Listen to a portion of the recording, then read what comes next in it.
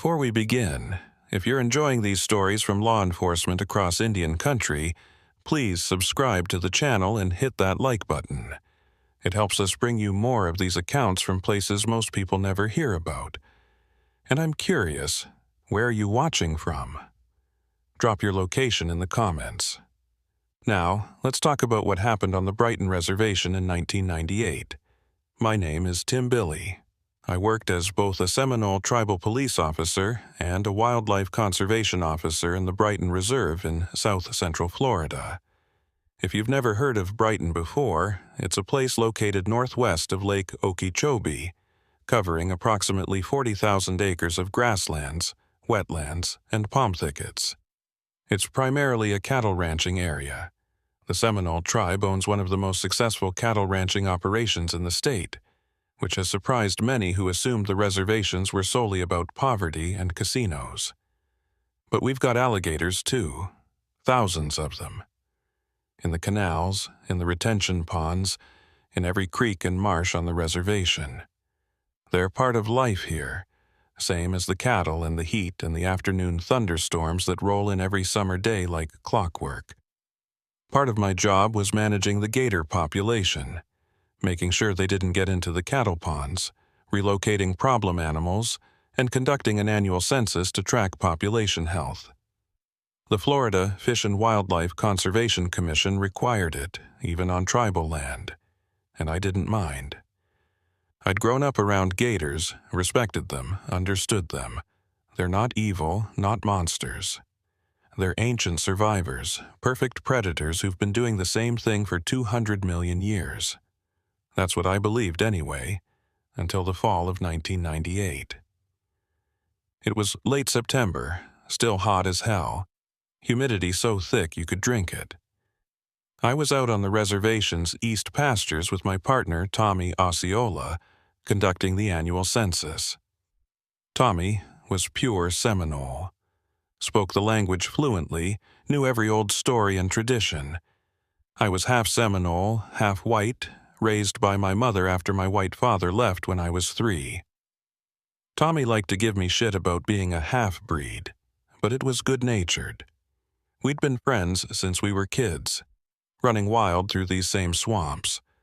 We were in my airboat, moving slowly through a canal system near the old citrus groves. The noise of the fan made conversation impossible, but we didn't need to talk. We'd done this census together for 5 years. Tommy spotted and counted. I recorded data and checked for tagged animals. The tagging program had started back in the 60s when the tribe first started managing the gator population scientifically. They'd tag juveniles and adults, track growth rates and movement patterns. Most of those old tags were long gone, the gators either dead or grown too large for the old metal bands to remain attached. But occasionally we'd find one, a piece of living history. Tommy tapped my shoulder and pointed. I throttled down the engine, and the sudden quiet was almost painful after the roar. About 30 feet ahead, sunning on the bank, was a massive bull gator. Had to be 13, maybe 14 feet. Old, scarred, missing part of his tail. "Big boy," Tommy said. "Probably the dominant male for this whole section." I grabbed my binoculars and studied him.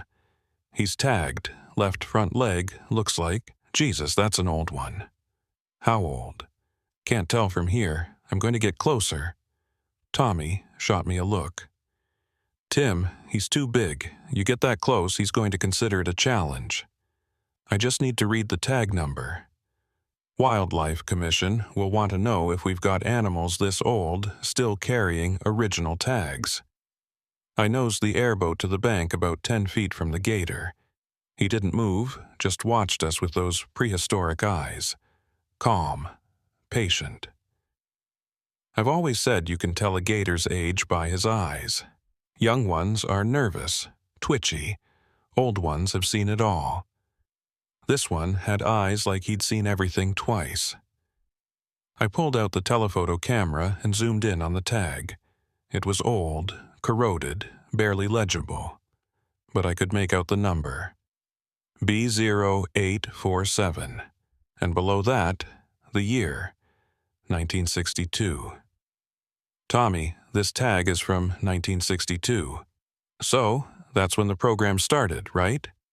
Yeah, but Tommy, that means this gator has been carrying this tag for 36 years. Gators can live a long time, but the tags don't. The metal corrodes, the animal grows, the tag falls off or gets too tight. I've never seen one last more than 20 years, tops. Maybe it's a replacement tag, same number, newer installation. Maybe, but look at the corrosion. That's not 20 years of wear, that's original. I took a dozen photos, then carefully moved the airboat away. The big gator watched us go, still unmoving. As we drifted back into the canal, I had this strange feeling, like I'd just looked into the eyes of something that shouldn't exist. We continued the census, spotting and counting another 47 gators in that canal system. Normal sizes, normal behavior. But I couldn't shake the feeling from that big bull. Something was wrong about him, though I couldn't articulate what.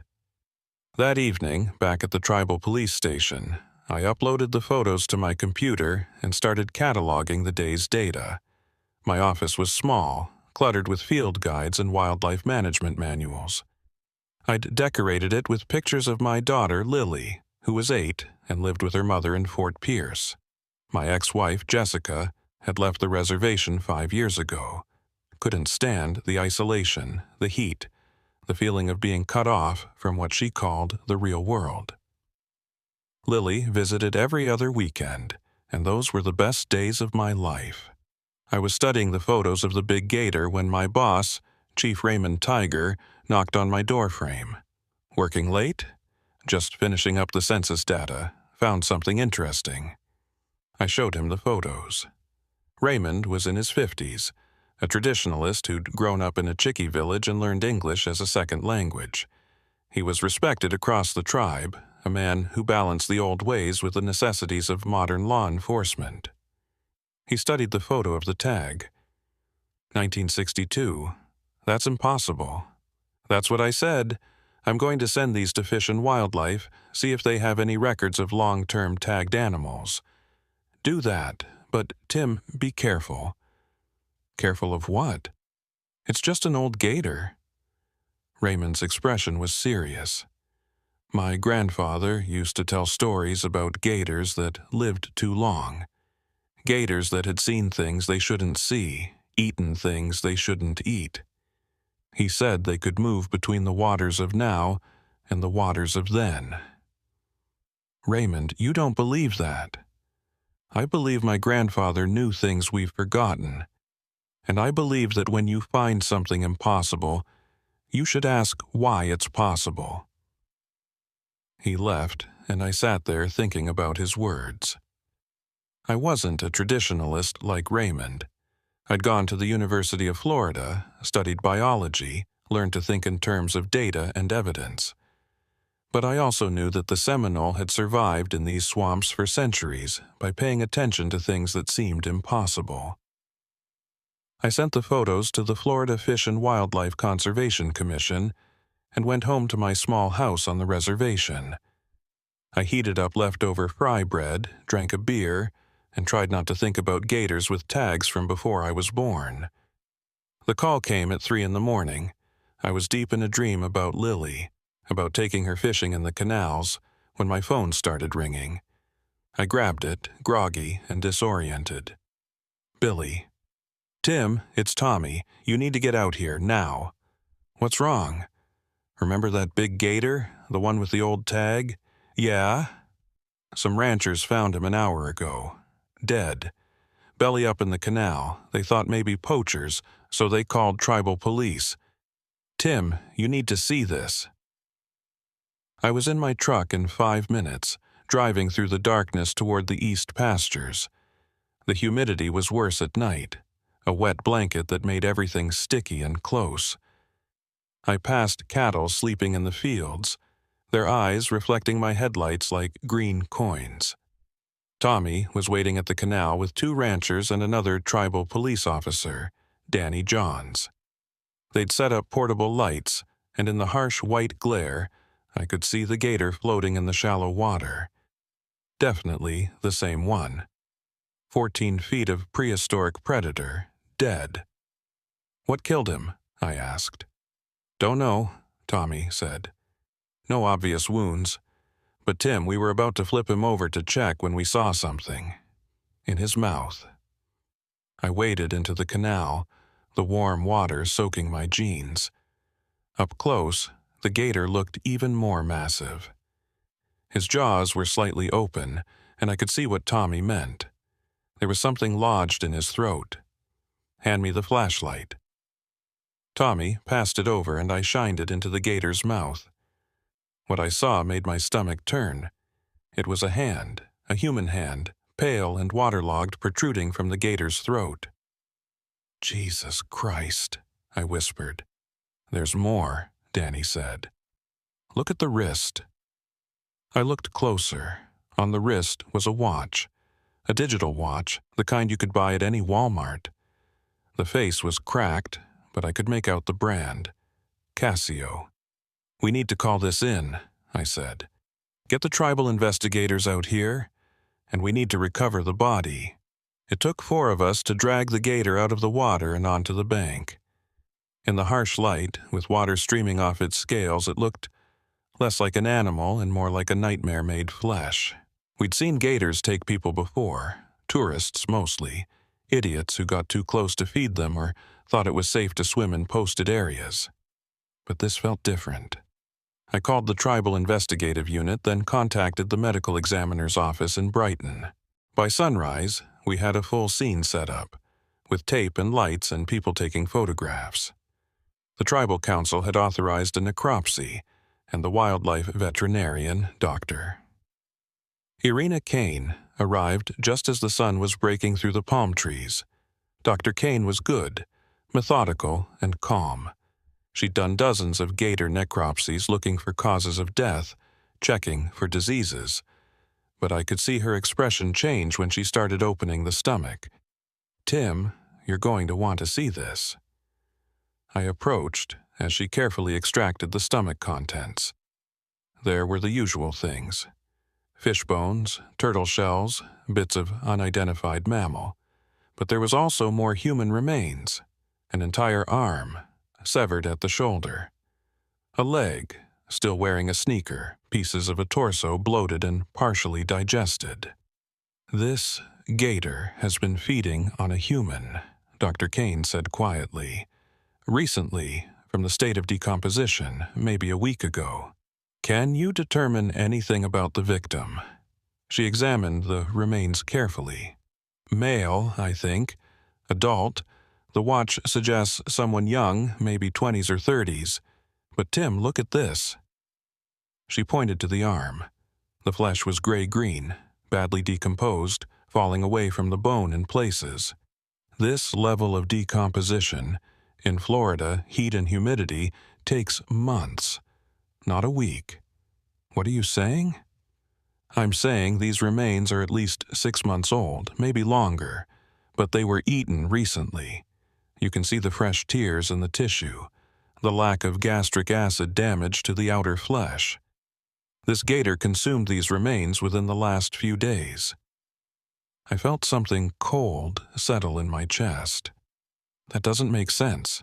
No, it doesn't. We spent the next hour cataloging everything. Dr. Kane took samples for DNA analysis, photographed every piece of remains, made careful notes about the state of decomposition. I collected the watch, bagged it as evidence. As the tribal investigators started wrapping up the scene, Tommy pulled me aside. Tim, you know what this means, right? Someone's been dead for months, but the gator just ate them. How is that possible? I don't know. Maybe the body was preserved somehow. Frozen, maybe, or kept in sealed container. In Florida? In summer? Come on, man. You know that doesn't make sense. He was right. It didn't make sense. I went back to the station and started running missing persons reports. If we could identify the victim, maybe we could figure out what happened. The watch gave us something to work with, at least. Casio, digital, black band, common, but the investigators might be able to track sales. I was deep in the database when I got a call from Dr. Kane. "Tim, I've got preliminary DNA results. We got lucky. The victim is in the system." "Who is it?" His name was Robert Marsh, 28 years old, from Okeechobee. He was reported missing 2 weeks ago. Failed to show up for work, his apartment was empty, car was gone. Family filed a report. 2 weeks. Not 6 months. But the decomposition said 6 months minimum. "Dr. Kane, are you sure about the timeline?" "The decomposition?" "I'm sure. I've been doing this for 15 years. Those remains have been decomposing for months, Tim. But according to the database, Robert Marsh was alive and well 6 months ago. He went missing 2 weeks ago." I thanked her and hung up, my mind racing. 2 possibilities. Either the remains weren't Robert Marsh, or something impossible was happening. I drove to Okeechobee that afternoon, to Robert Marsh's last known address. It was a small apartment complex, the kind where you paid by the week and didn't ask questions about your neighbors. The manager let me into Marsh's unit. It was clean, orderly. Bed made, dishes washed, nothing that suggested a hurried departure. I searched carefully, looking for anything that might explain what happened. In the bedroom closet, I found a box of personal items. Photos, mostly. Robert with friends, Robert at the beach, Robert holding up a fish he'd caught. And then I found one that made my blood run cold. Robert standing next to a canal, grinning, holding a fishing pole. Behind him, partially visible in the water, was a gator. A big one, and on its front left leg, clearly visible even in the old Polaroid, was a metal tag. I flipped the photo over, written in faded ink, "Big boy at the canal, June 1998. 3 months ago. Robert Marsh had been at that canal 3 months ago, had seen that gator, had taken this photo. The same gator that had just been found dead with Robert's remains in its stomach. I drove back to Brighton in a daze, my mind trying and failing to make sense of it. Robert had been alive 3 months ago. He'd gone missing 2 weeks ago, but his remains showed 6 months of decomposition, and they'd been recently eaten by a gator that had been tagged in 1962. None of it fit. Unless Raymond was right. Unless there really were gators that moved between the waters of now and the waters of then. Back at the station, I pulled every file I could find on gator attacks, missing persons, unexplained deaths in the area. I went back years, decades, looking for patterns, and I found them. 1980. 3 people disappeared near the reservation. Remains were found months later in a canal, partially eaten by gators. The decomposition timeline didn't match the disappearance timeline. 1962. A series of disappearances, all near water. Some remains were found, all showing impossible decomposition rates. 18 years apart. 1962, 1980, 1998. A pattern. An 18-year cycle. And now, in 1998, it was happening again. I spread out the files on my desk, my hands shaking. If this was a cycle, if this was something that happened every 18 years, then there would be more. More disappearances. More impossible deaths. I needed to find out why. I needed to understand what was happening before more people died. And I needed to understand why a gator with a tag from 1962 was at the center of it all. The phone on my desk rang, startling me. It was Dr. Kane again. "Tim, I've got something else. We did a complete examination of the gator. I found more tags." "More? What do you mean?" "Inside the stomach. Old tags, corroded, some of them barely recognizable. I've got them here if you want to see them." I drove to her lab immediately. She had the tags laid out on a table, cleaned and photographed. 7 tags in total, all different numbers, all corroded, all old. But the dates made me sick. 1962, 1963, 1967, 1979, 1980, 1981, 1998. The years clustered around the 18-year cycle, and the 1998 tag was brand new, uncorroded. Where did the 1998 tag come from? I asked. Dr. Kane showed me the photo. It was deep in the stomach, embedded in partially digested tissue. Tim, this tag was attached to something the gator ate recently, something that was already tagged. Another gator? That would be the logical assumption. Cannibalism isn't uncommon in large males, but Tim, this tag design is current. It's the same type we're using now for the census, which means whatever the gator ate was tagged within the last few months. I stared at the tags, my mind spinning. Gators eating gators, tags from different decades, remains that didn't match their timeline. And then I remembered something. The big bull gator, the one with the 1962 tag, had been alone in that canal section. Tommy had said he was probably the dominant male. Dominant males don't tolerate rivals. They kill other large gators, establish their territory. What if this gator hadn't just been feeding on humans? What if it had been feeding on other gators from different times? I thanked Dr. Kane and drove back out to the canal where we'd found the dead bull. It was late afternoon, the sun starting to dip toward the horizon. The water was calm, mirror still, reflecting the palm trees and the darkening sky. I stood on the bank and looked out at the water. And I realized something. This wasn't just a canal. It was a feeding ground, a place where time overlapped, where gators from different eras came to hunt. And the big bull with the 1962 tag hadn't been the only one. He'd just been the one we'd found.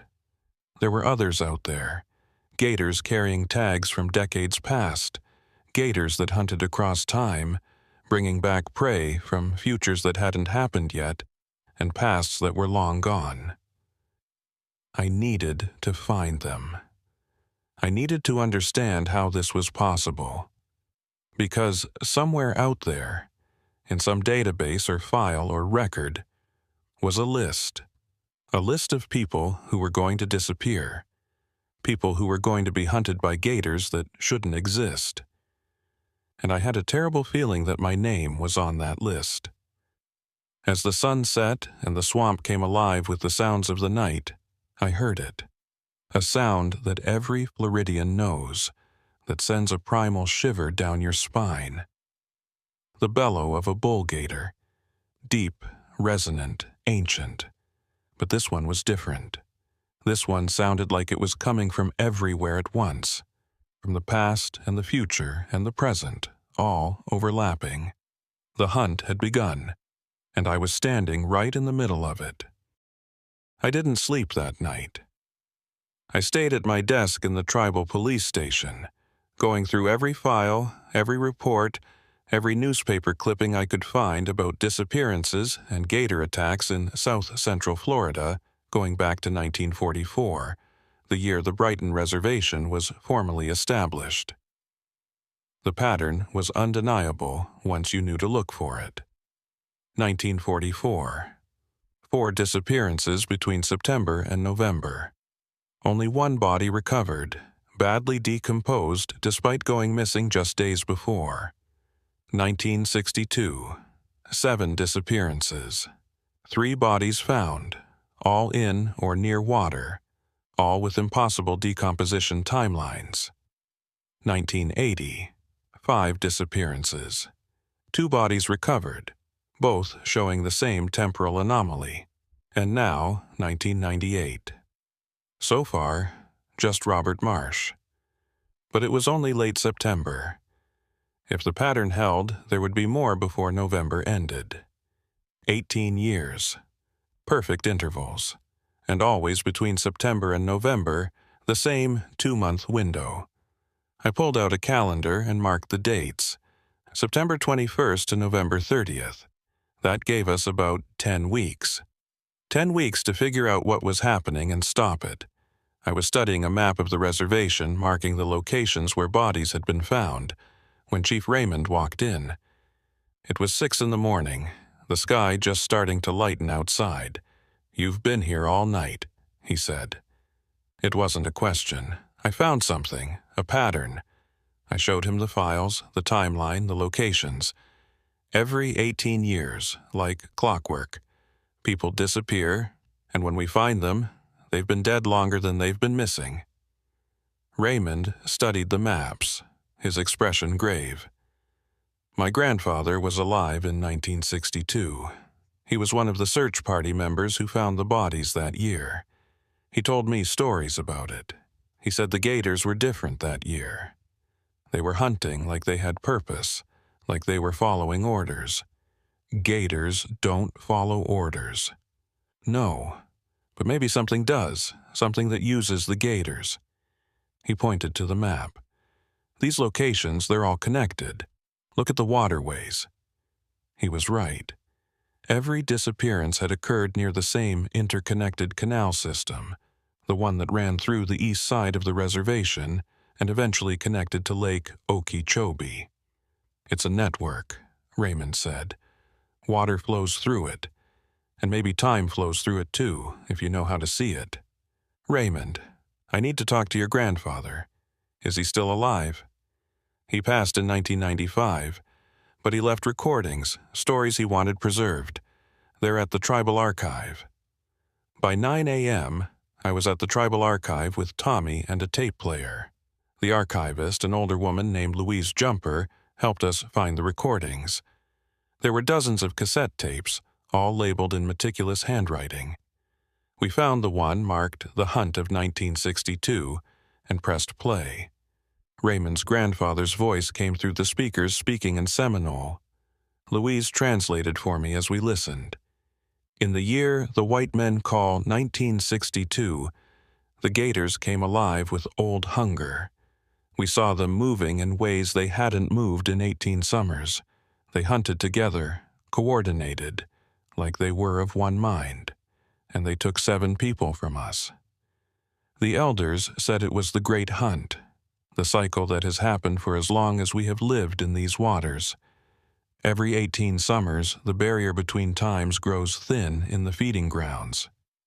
The gators can move through, taking prey from one time and bringing it to another. They hunt what will be, and they kill what was. My father told me that the only way to survive the hunt is to stay away from the waters. Do not go near the canals, the ponds, the swamps. Not between the time when the first corn ripens and the time when the first frost should come. Even if you see someone in the water, even if you hear them calling for help, do not go, because that person is already gone. You're just seeing them before it happened." The tape continued, Raymond's grandfather describing the specific locations where the gators had been most active. The feeding grounds, he called them. Places where the water ran deep and old, where springs fed up from the aquifer. One location stood out, a place called Sweetwater Pool, a natural spring on the eastern edge of the reservation. According to the recording, that was the center of it all, the place where the time barrier was thinnest. I looked at Tommy. "We need to go there. Tim, did you hear what he just said? Stay away from the waters. We're not going in the water. We're going to observe, document, figure out what we're dealing with." Tommy shook his head but didn't argue. We thanked Louise and headed out.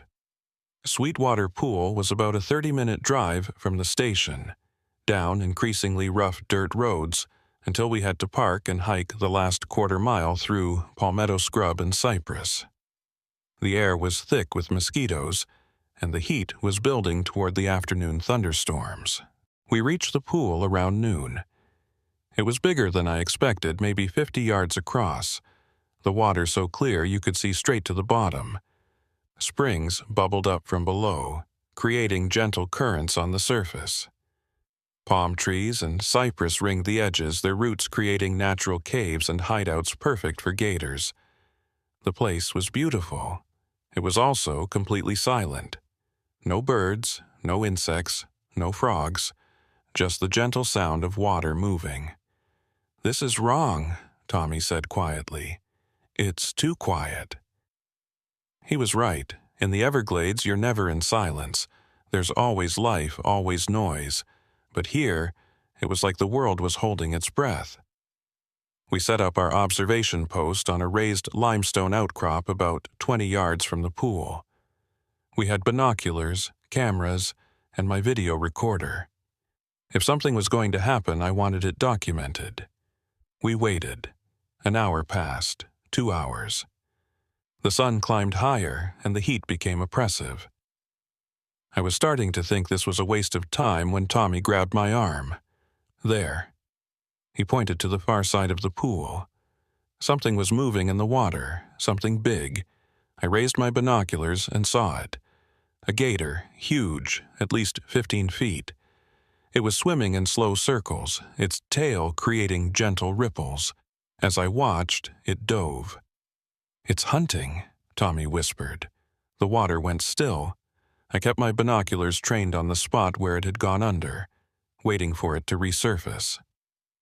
Gators can hold their breath for hours, but actively hunting ones usually surface more frequently. 5 minutes, 10, 15.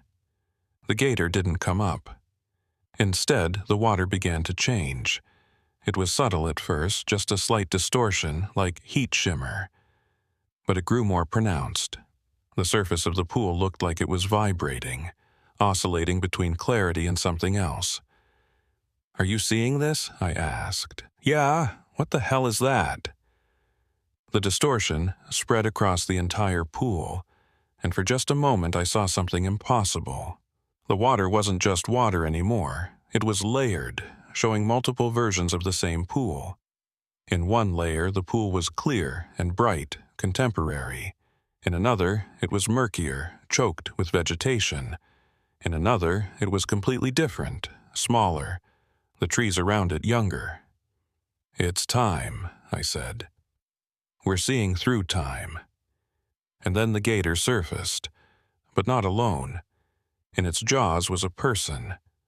A woman, struggling, screaming. She was wearing modern clothes, a tourist's outfit, camera around her neck. The gator pulled her under. Tommy and I both moved at the same time, running toward the pool, ready to dive in and help. But before we could reach the water, the distortion cleared.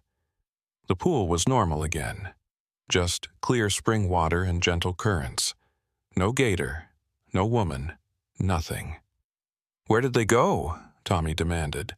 I scanned the water with my binoculars. Empty. Completely empty. The gator and the woman had simply vanished. "They went somewhere else," I said. "Somewhere else." We circled the pool, looking for any sign. After about 10 minutes, Tommy called out from the north side. "Tim, over here." He was pointing at something on the bank, a camera, an expensive digital camera, the kind tourists carried. It was sitting on a rock, perfectly dry, like someone had just set it down. I picked it up carefully. The power was on. I scrolled through the photos. The first few were normal tourist shots, the woman, smiling, posing near a "Welcome to Brighton" reservation sign. Her with what looked like family members. A shot of a gator from a safe distance. The last photo made my skin crawl. It was taken from water level, looking up.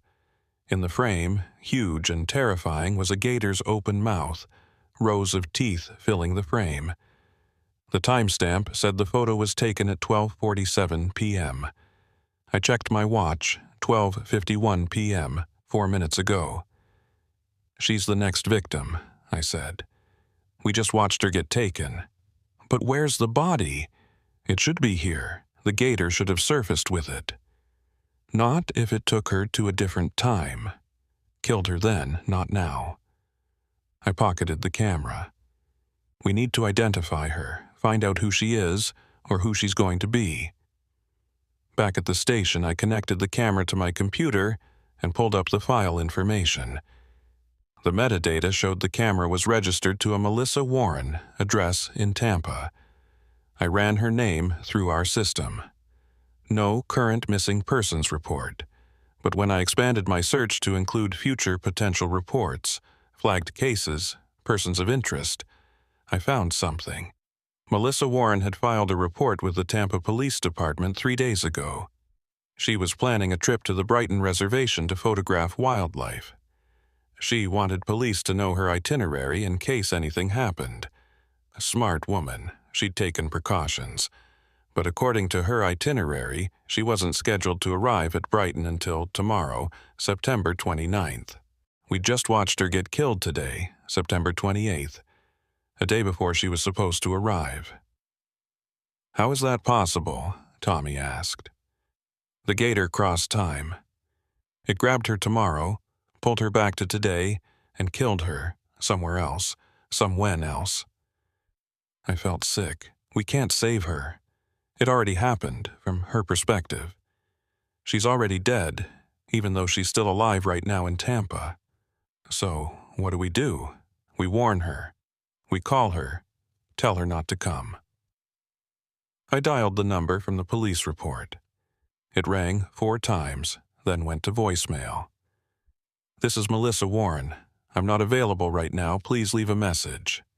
Ms. Warren, this is Officer Tim Billy with the Seminole Tribal Police.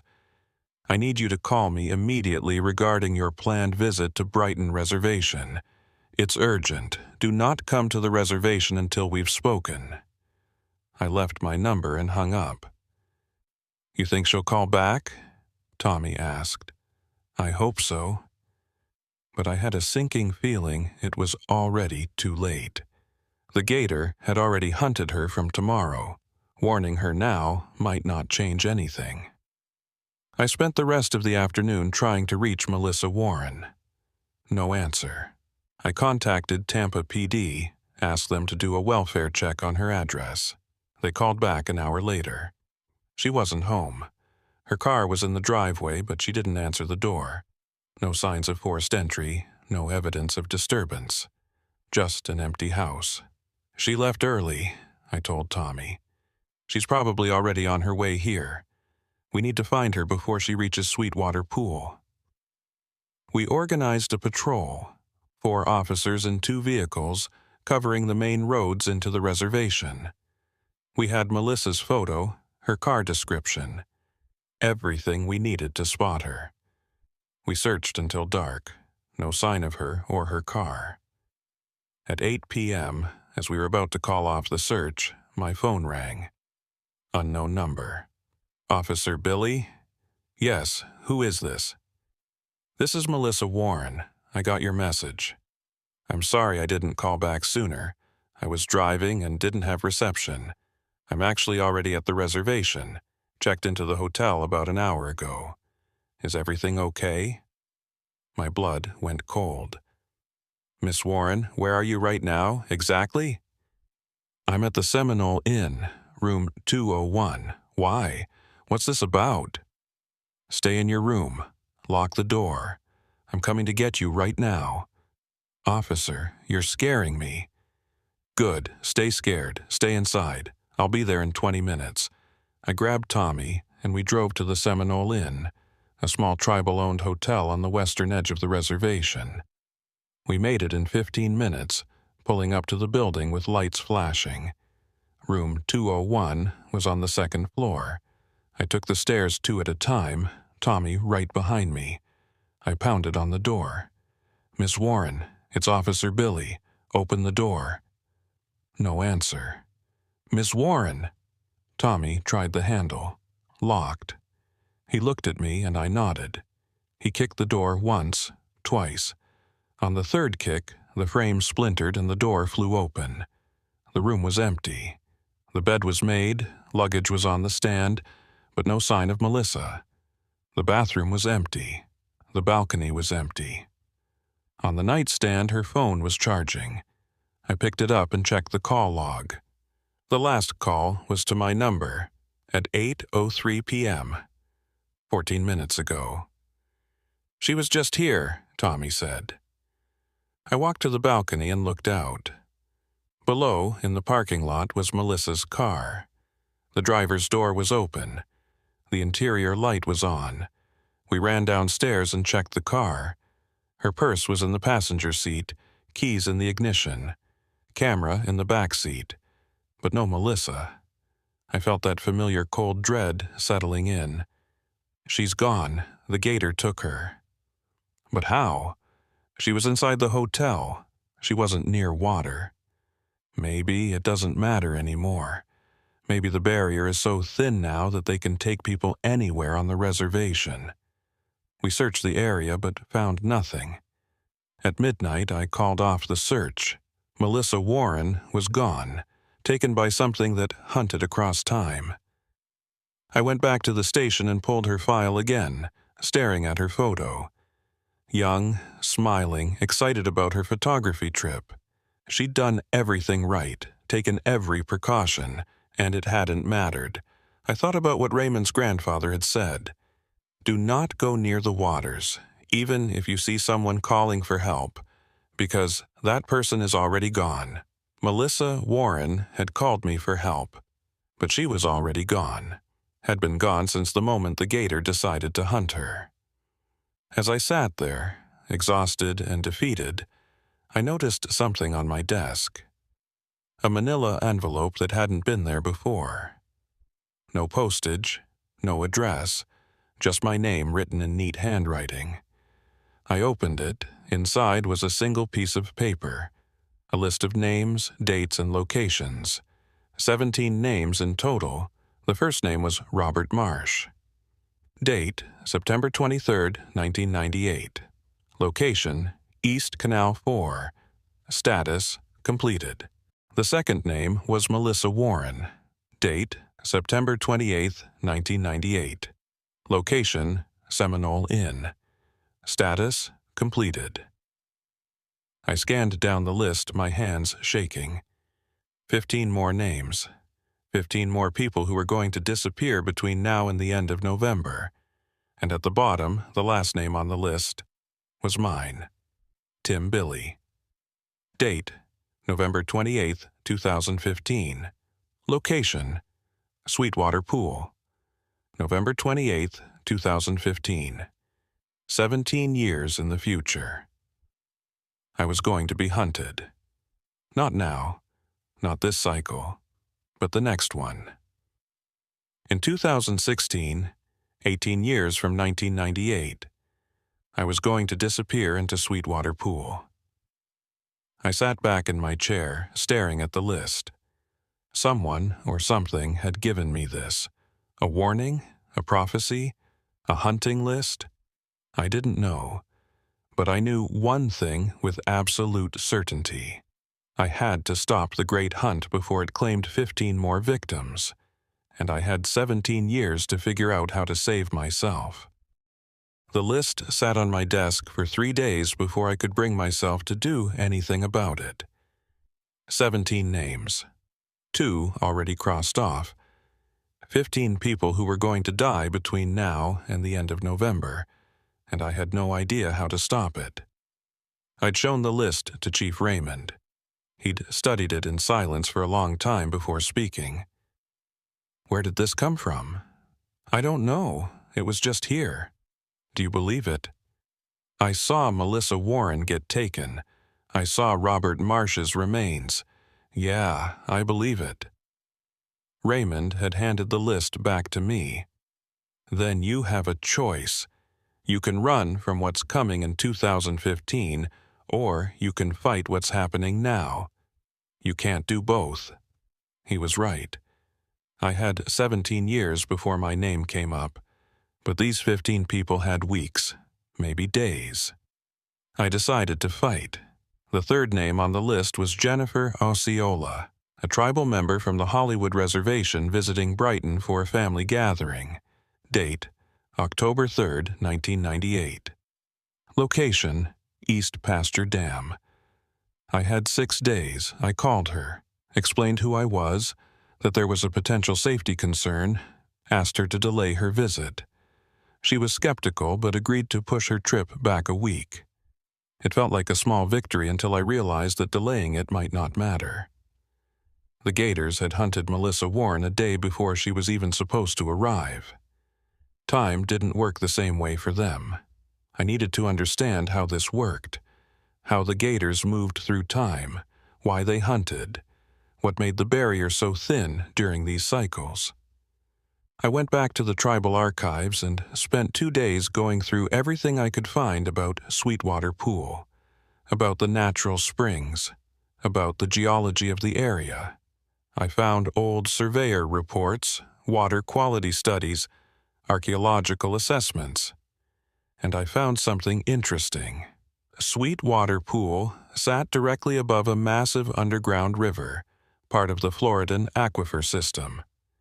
The spring brought up water from 2,000 feet below the surface, water that had been underground for thousands of years. Old water flowing through limestone caves that had been carved out over millions of years. In one archaeological report from 1979, there was a note about finding unusual artifacts near the pool.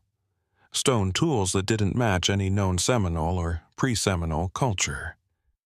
The archaeologist had dated them to over 10,000 years old, from the Paleo-Indian period when Florida was a very different place. And there was something else. A note scribbled in the margin.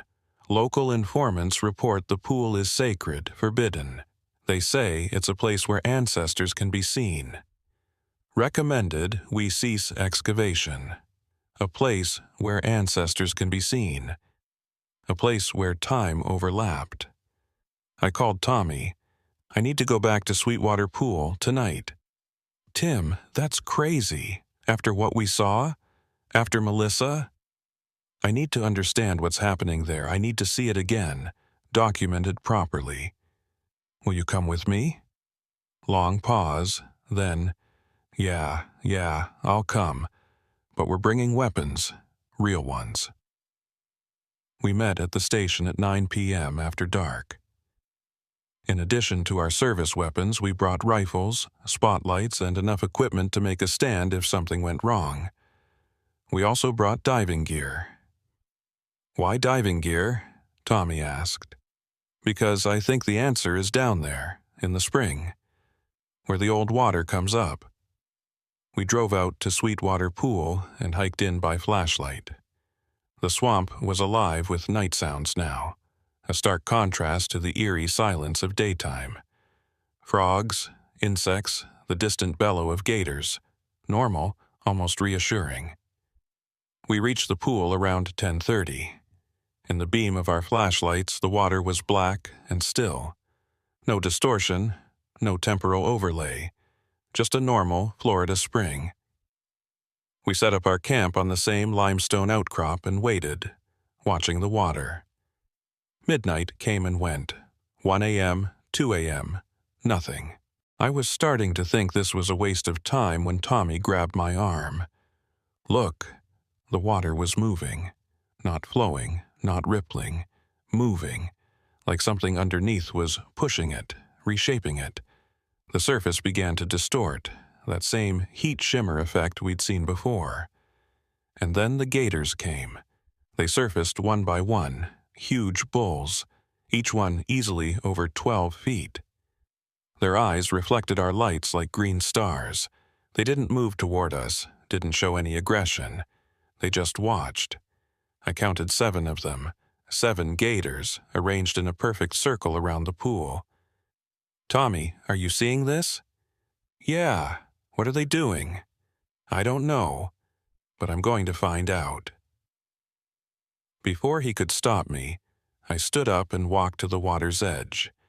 The gators tracked me with their eyes, but didn't move. I shined my light across the water, and in the disturbed surface, I saw it again. Multiple layers of time stacked on top of each other. I could see the pool as it was now, as it had been 100 years ago. 1,000 years ago, all existing simultaneously. And in the center of the pool, where the spring bubbled up from below, there was something else. A darkness, a void, like a tunnel leading down into time itself. It's a portal, I said. The spring is a portal through time. The gators started moving then, all at once, diving beneath the surface in perfect synchronization. The water churned, and the temporal distortion intensified. I could see scenes flashing across the surface like a movie projected on water. I saw Paleo-Indians hunting beside the pool. I saw early Seminoles building chickees. I saw white settlers arriving. I saw myself standing where I was standing now, but older, gray-haired, in a 2015 uniform. And I saw the gators hunting, taking prey from one time and carrying it to another. A deer from 1850, killed in 1980. A wild hog from 1920, killed in 1962. Humans from the future, killed in the past. They're not just hunting, I said. They're feeding the pool. They're maintaining the portal. Feeding it what? Time. They're feeding it time itself. The difference between when something lived and when it died. That difference, that temporal energy, that's what keeps the portal open. Tommy stared at me. You're saying the gators are deliberately creating these paradoxes? They're killing people out of sequence on purpose? Not on purpose, by instinct. They're like spawning salmon, coming back to the same place every cycle to perform a ritual they don't even understand. They've been doing it for thousands of years, since before humans were even in Florida. One of the gators surfaced directly in front of us. So close, I could have touched it. In the light, I could see the tag on its front leg. B0847. The bull from our census, the one that had died with Robert Marsh in its stomach. But that gator was dead. We'd performed a necropsy. Dr. Kane had examined its body. This was a different version, a version from another time, pulled forward to complete the cycle. The gator opened its mouth and I saw it. Wrapped around its teeth like dental floss was human hair. Fresh hair, still attached to flesh. Name number 4 from the list. Thomas Briggs. Date, October 5th, 1998. Location, Sweetwater Pool. Thomas Briggs wasn't scheduled to disappear for another 2 days, but the gator had already killed him, already brought him back from whatever future time it had hunted him in. The gator dove, and I made a decision. I'm going in. Tim, no, someone has to see what's down there. Someone has to understand how this works if we're going to stop it. I stripped down to my shorts, pulled on the diving gear. The water was warm when I stepped in, bathtub warm, fed by the aquifer's constant temperature. I clicked on my underwater light and dove. The spring opened up below me like a throat. The main shaft went straight down, narrow at first but widening as it descended. The walls were limestone, worn smooth by millions of years of water flow. Fish darted away from my light, small, cave-adapted species that had never seen the sun. I followed the shaft down. 50 feet, 75, 100. The pressure built in my ears, and I equalized, descending deeper into the earth. At 120 feet, the shaft opened into a chamber. My light couldn't reach the far walls. It was massive, a cathedral carved by water, and it was full of bones. They covered the floor of the chamber like a carpet. Bones of every size and age. Deer, pigs, cattle, horses, and humans. So many human bones. I swam lower, examining them. Some were ancient, mineralized, thousands of years old. Others were fresh, still carrying tissue. The temporal mixing was complete here. This chamber existed in all times at once, and everything that died in the pool eventually ended up here. As I swept my light across the bone field, I saw movement. Something large shifting among the remains. A gator, but wrong. Too large, too old, covered in algae and growth that suggested it had been down here for decades, maybe longer. Its eyes opened, not green like a normal gator, white, milky, blind. But it could see me anyway. It could sense me through time. More gators emerged from the darkness. 5, 6, 7 of them. The same ones from the surface, or different versions, I couldn't tell. They circled me slowly, not aggressive but evaluating. And then I saw it. On the far side of the chamber, partially buried in bones. A human skeleton, relatively fresh, maybe a year old, still wearing the remains of clothing. And around its neck, a tribal police badge. I swam closer, my heart hammering. The badge was corroded but readable. Number 217. My number. This was me. This was my skeleton. From 2015, lying at the bottom of Sweetwater Pool just like the list had said. But it was only 1998. I hadn't died yet.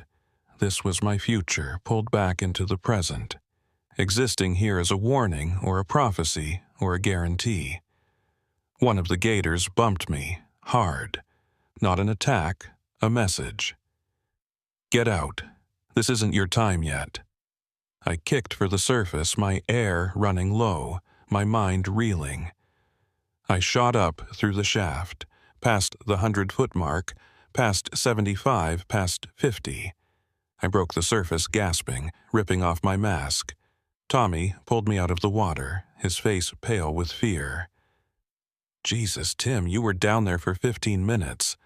I thought you weren't coming back. I found it, I managed between breaths. I found where they keep the kills. And Tommy, I found me, my skeleton. From 2015. I told him everything I'd seen.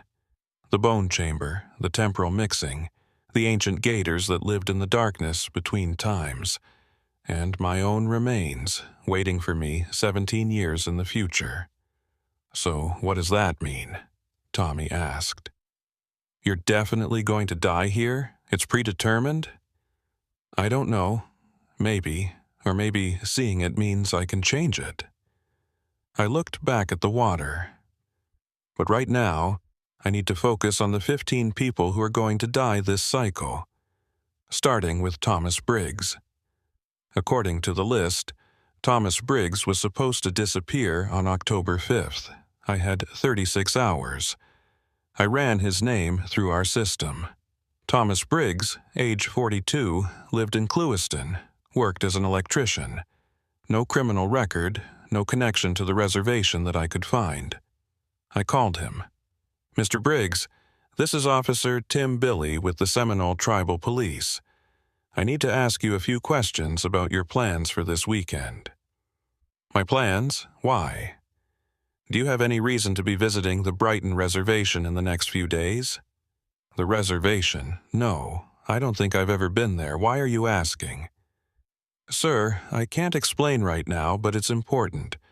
If you receive any invitations to visit, any requests to come to the area, please don't go, and please call me immediately if anyone contacts you. Officer, you're freaking me out. What's this about? Just, please trust me. Stay away from the reservation, and stay away from any natural springs or pools.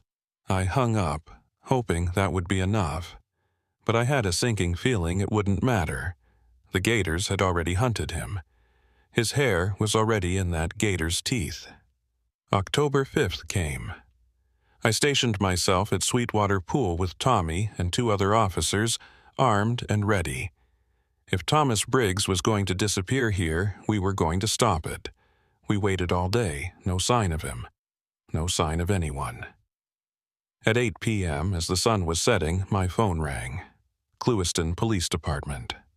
Officer Billy, this is Detective Martinez with Clewiston PD. You called a Thomas Briggs 2 days ago? Yes. Why? We found his truck about an hour ago, abandoned on a dirt road near Lake Okeechobee. There's blood on the driver's seat, and we found this in the truck bed." I heard paper rustling. Then Martinez's voice again, confused. "It's a note. Says, 'Tell Officer Billy he can't stop it. The hunt completes itself.' Does that mean anything to you?" I closed my eyes. "Yeah, it means I'm too late." "Where exactly was the truck found?" He gave me the location. I checked my map. The spot was about 15 miles from Sweetwater Pool, near a small tributary that eventually fed into the canal system. "We're organizing a search," Martinez said. "But given the blood, we're treating this as a probable homicide. If you have any information, I'll call you back." I hung up and looked at Tommy. "They got him, somewhere else, not here, but they got him. So stationing ourselves here was pointless. No, it proves something. The gators aren't limited to Sweetwater Pool. They can hunt anywhere on the reservation, anywhere near the water system. Which means—" I felt sick. "Which means we can't protect anyone. We can't guard every mile of canal, every pond, every stream." I pulled out the list and stared at the remaining names. 13 more people. 13 more victims I couldn't save because I didn't understand the rules well enough. Unless I changed the rules. "Tommy, what if we drained Sweetwater Pool?" "What?" "The pool is the portal, the source. If we drain it, maybe we close the portal. Maybe we end the hunt." "Tim, you can't drain a spring. It's fed by the aquifer. It'll just fill back up. Then we seal it, concrete fill, whatever it takes. We physically close the portal." Tommy looked at me like I was crazy. "You want to seal a natural spring on tribal land? Do you know how much trouble that would cause? Environmental studies, tribal council approvals, federal permits. I don't care. I'm not letting 13 more people die." I went to Chief Raymond the next morning with my plan. He listened without interrupting, then sat back in his chair. "You want to destroy a sacred spring that's been here for 10,000 years because you think it'll stop gators from hunting across time?" "Yes." "Tim, even if I wanted to approve this, the tribal council would never allow it. Sweetwater Pool is protected. It's a cultural site, an environmental resource. We can't just fill it with concrete. Then what do we do? Just let people die?" Raymond stood up and walked to the window looking out at the reservation. "My grandfather said the great hunt can't be stopped. It's part of the cycle, part of the balance. The gators hunt, people die, and the portal stays open. That's how it's always been. That's not good enough." "Maybe not, but maybe the solution isn't to fight the hunt. Maybe it's to understand why it happens. Why? Why does any of this matter if people are still dying? Because if you understand why, you might find another way. A way that doesn't involve destroying something that's been here longer than our people have walked this land." I left his office frustrated and angry. 13 more names. 13 more people who were going to die because I couldn't figure out how to stop something that shouldn't even be possible. That night, alone in my office, I stared at the list again. And I noticed something I'd missed before. All the names had dates, but they weren't in chronological order. Robert Marsh, September 23rd. Melissa Warren, September 28th. Thomas Briggs, October 5th, but name number 8, Irina Kane, had a date of September 30th, before Thomas Briggs. The hunt wasn't happening in sequence. The gators were taking people at random times, killing them at random times, but all within the September-November window, which meant the deaths had already happened. All of them. The gators had already hunted all 15 remaining victims from various future points and brought them back to die in the past. The only question was when their bodies would be found. I was too late. I'd been too late from the moment I'd found the list. Unless the list itself was a clue. Someone had given it to me. Someone who knew the hunt was happening. Someone who wanted me to see the pattern. I looked at my name again. November 28th, 2015. Sweetwater Pool. 17 years away. Plenty of time to figure this out. Plenty of time to change it. Or maybe not. Maybe I was always going to end up in that bone chamber, another skeleton in the temporal mixing bowl. My phone rang, startling me. Unknown number. Billy, Officer Billy, my name is Dr. Irina Kane. I'm a wildlife biologist from the University of Florida, and I think you and I need to talk. The voice was familiar, and then I realized why. Irina Kane, name number 8 on the list. She was calling me. She was alive, for now. Dr. Irina Kane arrived at the Brighton Reservation the next morning, driving a battered Jeep loaded with equipment. She was in her early 30s, Chinese-American, with sharp eyes that missed nothing.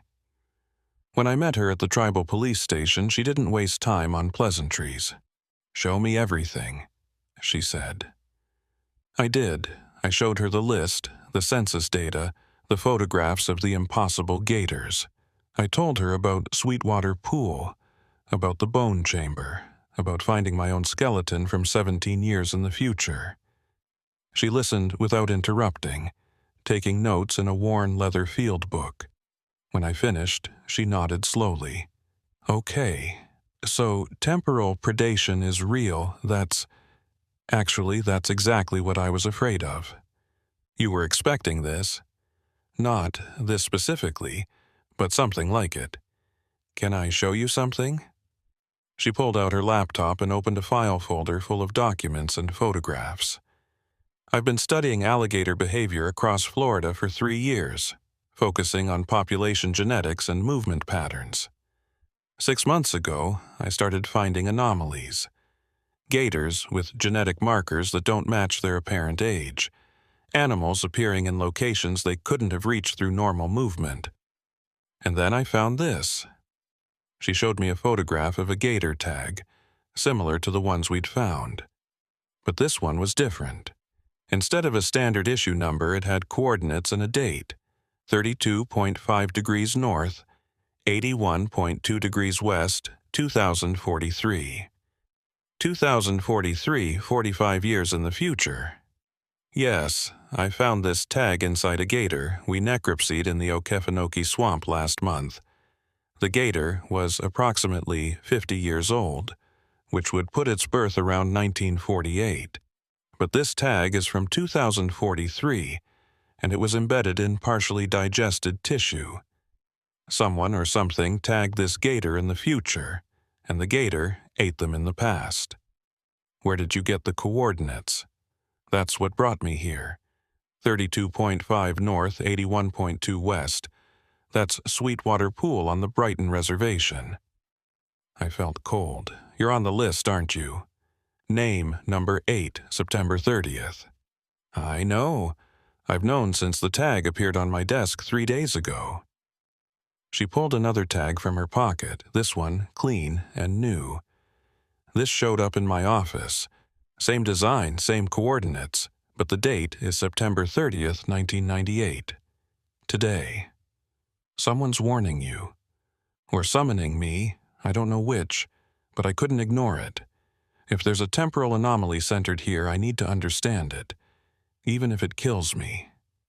It will kill you. That's how this works. The gators have already hunted you from some future point.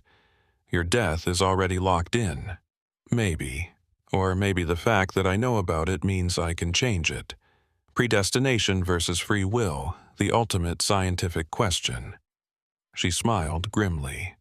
And I'm going to get the answer today, one way or another. Dr. Kane, Irina. And before you try to stop me, understand that I'm going to Sweetwater Pool whether you come with me or not. I'd prefer backup, but I'll go alone if I have to. I studied her face, looking for fear. I found determination instead. She knew she was walking toward her death and she was doing it anyway. Okay, but we do this smart. Full tactical support, weapons, spotters, and we document everything. We assembled a team by noon. Me, Tommy, Irina, and 2 other tribal officers, Danny Johns and Frank Cypress. We carried rifles, sidearms, emergency medical equipment, and Irina's scientific gear. We also brought something unusual at Irina's request, a large quantity of methylene blue dye, the kind used to trace water movement. If Sweetwater Pool is a temporal portal, she explained as we loaded the vehicles, it should have certain properties: quantum coherence, temporal displacement, things we can measure. The dye will help us see the flow patterns, identify where the temporal current is strongest. Chief Raymond met us before we left. He looked at the equipment, the weapons, the grim faces of the team. "You're going to try to stop it," he said. It wasn't a question. "We're going to try to understand it," I replied. Maybe that's the same thing. My grandfather would say you can't stop what's meant to be, but he would also say that understanding is its own kind of victory. Raymond put his hand on my shoulder. "Be careful, Tim. Don't trade 15 deaths for 6. We hiked to Sweetwater Pool in the afternoon heat, arriving around 2 p.m. The place was as silent as always, the water mirror still. No gators visible, no distortion, nothing to suggest we were standing at the edge of a temporal anomaly. Irina set up her equipment on the limestone outcrop, while the rest of us established a perimeter. She had sensors, cameras, and what looked like a heavily modified fish finder that she claimed could detect temporal wake patterns. "The theory is simple," she said as she worked. "If objects are moving through time in this pool, they'll create displacement, like a boat creating wake. My equipment should pick that up." She lowered a sensor into the water and watched her laptop screen.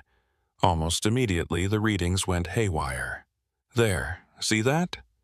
Massive temporal displacement, centered at about 120 feet down, right where you said the bone chamber is." She pointed to oscillating waves on her screen.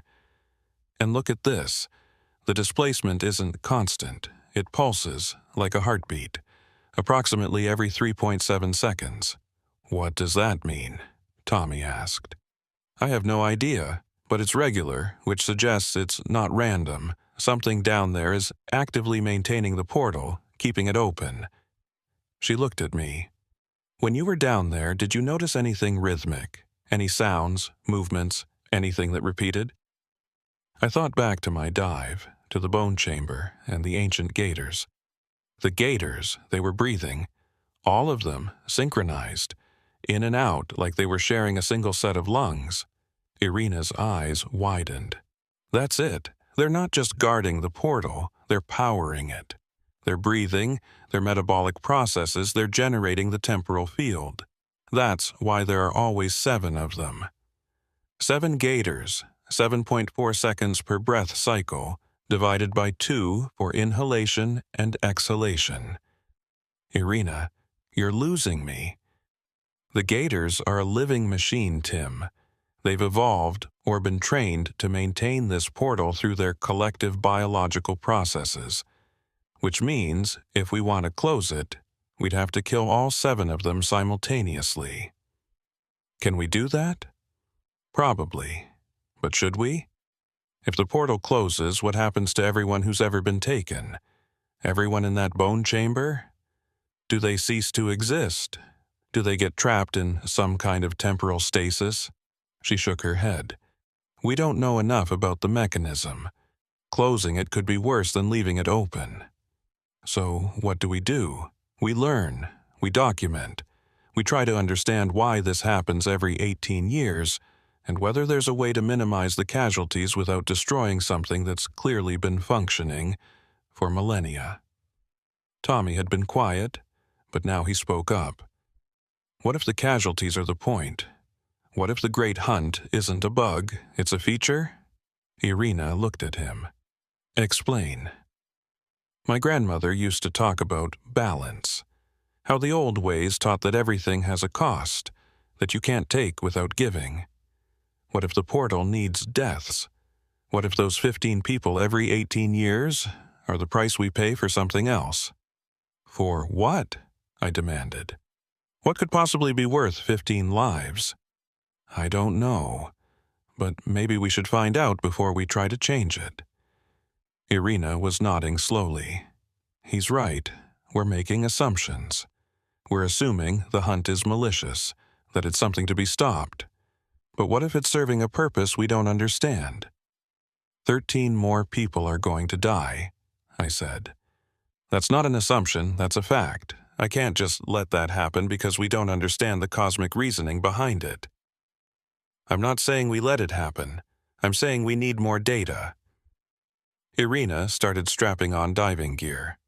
I need to go down there again. I need to see the bone chamber, study the gators, try to understand the mechanism. Irina, that's suicide. You're on the list for today. I know, which means if I'm going to die anyway, I might as well get some good data first. She checked her air tank, her rebreather, her underwater cameras. Besides, maybe I can bargain with them. Bargain with who? The gators? With whatever intelligence is coordinating them. Because, Tim, gators don't tag themselves. Someone or something has been marking these animals, tracking them across time. That suggests intelligence, planning, purpose. Maybe I can talk to them.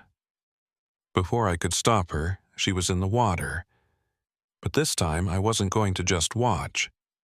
I grabbed my own diving gear. Tommy, if we're not back in 30 minutes, call the tribal council. Tell them everything. Tim, wait, but I was already in the water, descending after Irina's light. The spring shaft opened up below me, and I followed her down through the darkness. 50 feet, 75, 100. At 120 feet we entered the bone chamber. Irina was already there, floating in the center of the space her cameras recording. The 7 gators surrounded her in a perfect circle, not aggressive, just watching. Their breathing was synchronized, just as I'd remembered. In and out, slow and deliberate, creating subtle currents in the water. I swam to Irina's side. Through her mask, I could see her eyes were wide with wonder, not fear. She pointed to the bones covering the floor. Not random piles, I realized now. Patterns. The bones were arranged in complex geometric designs, spirals and circles and shapes I didn't recognize. Mathematical precision in death. Irina pulled out a waterproof slate and started writing. She showed it to me. Not random. They're building something. I looked closer at the patterns. She was right. The bones weren't just deposited here, they were placed, arranged, organized into some kind of structure or design that extended across the entire chamber floor. Irina swam to the edge of the pattern and carefully examined one of the spirals. Then she wrote again. Fibonacci sequence. Golden ratio. This is mathematics. The gators watched us but didn't move. Their collective breathing continued, steady and rhythmic. And as I listened to it, as I felt the water move with their breath, I began to understand something. They weren't just maintaining the portal, they were calculating with it, using the temporal displacement to solve equations, to process information across time. The bone chamber wasn't a killing floor, it was a computer, a biological quantum computer that had been running for 10,000 years. Irina saw it too. She wrote, "They're predicting, calculating which deaths cause least temporal damage. The hunt is optimized." I stared at her note. The gators weren't hunting randomly. They were selecting victims based on temporal mathematics, choosing people whose deaths would create the smallest ripples in the timeline. 15 people every 18 years, precisely calculated to maintain temporal stability while minimizing overall harm. It was monstrous. It was elegant. It was terrifying and beautiful at the same time. Irina wrote again. If we stop the hunt, timeline becomes unstable. Could cause paradoxes, temporal collapse. The 15 deaths prevent millions. I wanted to argue, to deny it, to insist there had to be another way. But looking at the mathematical precision of the bone patterns, at the ancient intelligence that had built this system, I knew she was right. The great hunt wasn't evil, it was necessary. One of the gators moved then, swimming directly to Irina. Not attacking, approaching. It opened its mouth, and inside I saw something that shouldn't be there. A tag, like the ones we'd been finding, but this one was attached to something else. A small device, technological, clearly not from our time. The gator carefully dislodged it with its tongue and let it float toward Irina. She caught it and examined it. Even underwater, I could see her expression change from confusion to shock to understanding. She wrote frantically, "It's a calculator from 2043. Someone sent this back. Instructions for optimizing the hunt." The gator that had given her the device swam closer, and I saw its tag. Not B0847, not any number I recognized. It said S. Kane, 2043. Irina saw it too. She went very still, staring at the tag on the gator's leg. Her own name, her own future. This wasn't a gator, or it was, but it was also something more, something that had once been Dr. Irina Kane, transformed by 45 years in the temporal current, evolved or devolved into something that could survive in the space between times. The gator that was Irina opened its mouth again, and sound came out. Not a bellow, not a hiss. Words. Distorted, garbled by the water and the transformation, but understandable. 1. Volunteer, per cycle. Break, the random hunt. Choose, freely, balance, maintained. Irina understood before I did. She wrote, voluntary sacrifice. One person chooses to enter the bone chamber each cycle. Becomes part of the calculation. Prevents the random 15. She looked at me, and I saw the decision in her eyes. I grabbed her slate and wrote, "No. We'll find another way." She shook her head and wrote back, "There is no other way. I'm already on the list. I've already been hunted, but if I choose to go, if I volunteer, I can replace all 15. The math changes." I tried to grab her, to pull her back to the surface, but she was already removing her air tank. The gators circled closer, not threatening, welcoming, accepting her choice. Irina wrote one last message. "Tell my family I chose this. Tell them it mattered. Tell the Seminole to find volunteers every 18 years. One life saves 15. Do the math." Then she let go of the slate, took one last breath from her tank, and swam to the center of the bone spiral. The gators closed around her. Their breathing synchronized with hers, and slowly, gracefully, she settled to the chamber floor, becoming part of the pattern, part of the calculation, part of the eternal machine that kept time itself from tearing apart. I wanted to scream, but I was underwater. I wanted to save her, but she'd already saved herself by choosing. All I could do was watch as doctor.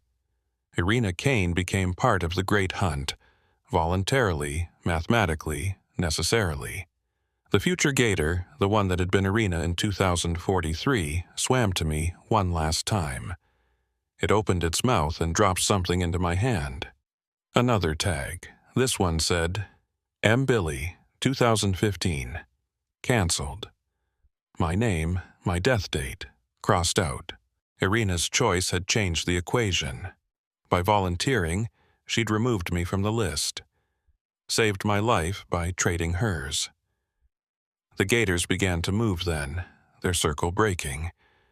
They swam past me, around me, and I felt something change in the water. The temporal current shifted, stabilized. The calculations had been updated. The hunt was over. I surfaced alone, gasping, grief and wonder mixing in my chest. Tommy pulled me out of the water, his face pale. "Where's Irina?" "She's gone. She chose to stay. She saved 13 people by volunteering." Tommy understood immediately. He'd grown up with the old stories, the old ways. The concept of voluntary sacrifice wasn't foreign to him. Did it work? I think so. I think she changed the whole system. We packed up the equipment in silence. Irina's laptop was still recording data, still showing the temporal displacement patterns. But they were different now. Smoother, more stable. I took the laptop and her research back to the tribal police station. Chief Raymond was waiting for us. I told him everything. About the bone chamber, about the mathematical patterns, about the gators being a biological quantum computer, about Irina's choice.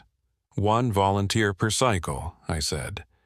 That's how we stop the random hunt. The Seminole can make it sacred, make it meaningful. Someone who's dying anyway, someone who wants their death to matter, they can choose to enter the pool. 1 life every 18 years instead of 15 random victims. Raymond was quiet for a long time. Then he nodded. "I'll bring it to the tribal council. This is bigger than police work now. This is spiritual, cultural. We'll need medicine people, elders, people who understand the old ways and can help us create a new one." Over the next weeks, the council debated. Some elders said it was wrong to institutionalize sacrifice. Others said it was exactly what the old ways had always taught, that balance requires cost, that leadership means choosing to bear the burden. In the end, they created the guardian tradition. Every 18 years during the September-November window, the tribe would hold a ceremony at Sweetwater Pool. Anyone who wished could volunteer to become the guardian, to enter the bone chamber and maintain the temporal balance. They didn't expect volunteers, but in 1999, when we held the first ceremony, 3 people stepped forward. All elderly, all terminally ill, all wanting their deaths to serve a purpose. Joseph Jumper was chosen. He was 84, dying of cancer, a respected elder who'd served in World War II and come home to help rebuild the reservation. He walked into Sweetwater Pool on October 15, 1999, and he never came out. But the hunt didn't happen that year. No random victims, no temporal kidnappings, just 1 chosen sacrifice, made with full knowledge and consent. The tradition continued. 2016, another volunteer. 2034, another. Each time, someone stepped forward to take the burden, to become part of the eternal calculation. I made it to 2015. November 28th came, the date that had been written on the tag, and nothing happened. I lived because Irina had died in my place, had changed the mathematics of fate itself. I retired from tribal police in 2020 at age 58. My daughter Lily had already joined the force, carrying on the family tradition. I told her everything about Sweetwater Pool, about the great hunt, about what Irina Kane had done. "It's not fair," she said. "One person shouldn't have to die for everyone else." "No," I agreed.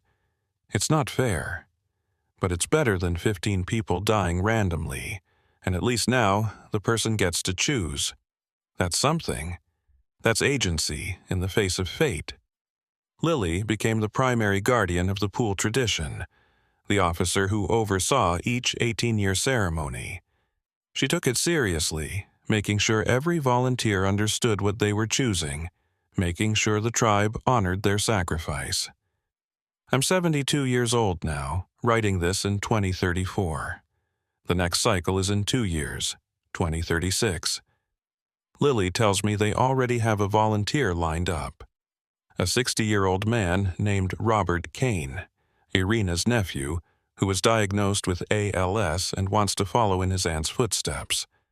I think about Irina often, about her bravery, her sacrifice, her transformation into something beyond human understanding.